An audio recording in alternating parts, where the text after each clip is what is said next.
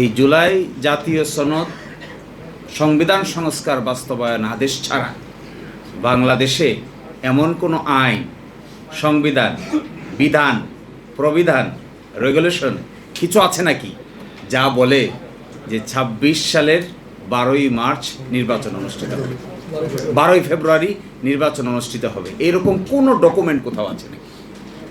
প্রশ্নের উত্তর হলো না, আপনার কোথাও কিছু খুঁজে পাবেন না। তাহলে এই সময় যে নির্বাচন অনুষ্ঠিত হবে, ইলেকশন কমিশন যে নির্বাচনের তফসিল ঘোষণা করলো, আন্ডার হোয়াট ল? আইনটা কোথায়? কনস্টিটিউশনাল স্কিম নাই। কনস্টিটিউশনাল স্কিমের বাইরে তো আমরা আগেই চলে গেছি। আমি হিসাব করে দেখলাম যে এর শুধুমাত্র রুট আছে আদেশে। আদেশ ছাড়া, জুলাই জাতীয় সনদ বাস্তবায়ন আদেশ ছাড়া অন্য কোনো মেকানিজমে কোনো লিগ্যাল ডকুমেন্ট নেই। এখানে কি বলা আছে? ২-এর সংসদ নির্বাচন অর্থ এই আদেশ জারির অব্যবহিত পরে অনুষ্ঠিত জাতীয় সংসদের সাধারণ নির্বাচন। আদেশটা জারি হয়েছে কবে? ১৩ই নভেম্বর। অব্যবহিত পরে নির্বাচন কবে? ১২ই ফেব্রুয়ারি। আর গণভোট কি? গণভোটের সংজ্ঞা দেওয়া হচ্ছে। গণভোট হলো এই আদেশ জারির অব্যবহিত পর অনুষ্ঠিতব্য জাতীয় সংসদ নির্বাচনের দিন এই আদেশ অনুসারে গণভোট অনুষ্ঠান করা হবে।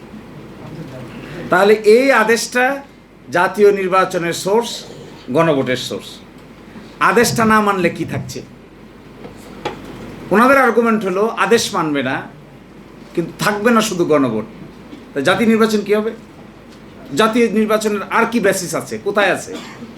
কে দেখাতে পারবে যে অমুক আইনের অমুক বিধি, অমুক প্রবিধি, অমুক সিদ্ধান্ত, অমুক জায়গা মতে ১২ই মার্চে জাতীয় নির্বাচন অনুষ্ঠিত হবে? So first question and is answer. দুইটা কি একসাথে এক্সিস্ট করবে, নাকি একটা থেকে আরেকটাকে আউট করলে আরেকটা মরে যাবে? আমার আন্ডারস্ট্যান্ডিং হলো এগুলো সাচ অ্যান ইনসেপারেবল টুইন। একটাকে যদি আউট করেন আরেকটা অটোমেটিক মৃত্যুবরণ করবে। সুতরাং এইটা তাদের জন্য সুইসাইডাল আর্গুমেন্ট হচ্ছে। তারা যদি আদেশ মানত তাহলে তাদেরকে দুইটা মানতে হবে। তারা যদি আদেশ না মানে তাহলে একটাও মানা যাবে না। কিন্তু তারা একটা মানছে আর একটা মানে নাই। এটার নাম হলো অপরচুনিস্ট। কালকে হাসনাত বলছে এটার নাম অপরচুনিস্ট। দ্বিতীয় প্রশ্ন, সংস্কার নাকি সংশোধন? এই যে দেখেন বিএনপির ৩১ দফা।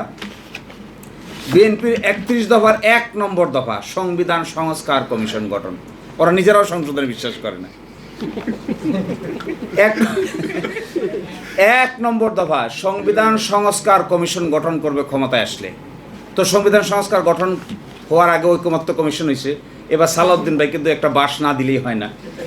দেখেন কি কয় সে বলছে গতকালকে, কি আশ্চর্য কথা, উনি বলছেন গতকালকে যে প্রধান নির্বাচন কমিশনার নাকি সংবিধান ভায়োলেট করে ওই শপথের পত্রটা তাকে পাঠিয়েছেন।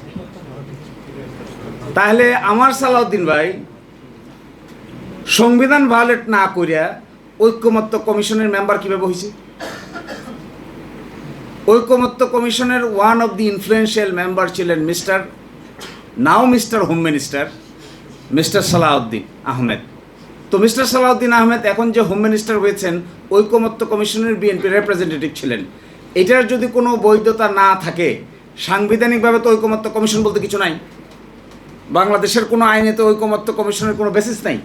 তাহলে এইটার সদস্য ওইটা হয়ে ওখানে ওই সদস্য হয়ে তিনি নিজের সংবিধান কিভাবে সংস্কার করা যায় ওই পরামর্শ দিচ্ছেন। ওটা কি হলো? সংবিধানের ভিতরে হয়েছে?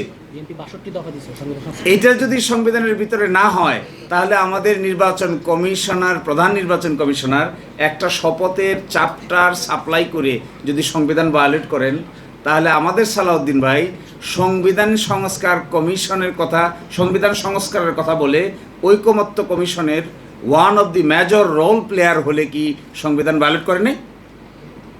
নিশ্চয়ই করেছে। একে যদি দোষ দিতে হয়, ওনাকে তার ডাবল দোষ দিতে হবে।